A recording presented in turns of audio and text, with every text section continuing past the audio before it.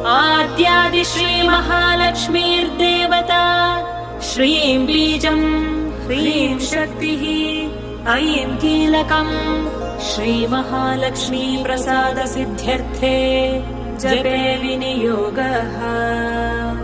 अथ ध्यानम्। हस्तद्वयेन कमले धारयन्तीं स्वलीलया हारनूपुरसंयुक्ताम् लक्ष्मीं देवीं विचिन्तये। पीतवस्त्रां सुवर्णाङ्गीं पद्महस्ताङ्गजान्विताम् लक्ष्मीं ध्यात्वेति मन्त्रेण स भवेत् पृथिवीपतिः। मातुलिङ्गं गदां खेटं पानपात्रं च बिभ्रतीम् नागं लिङ्गं च योनिं च बिभ्रतीं चैव मूर्धनि। वन्दे लक्ष्मीं परशिवमयीं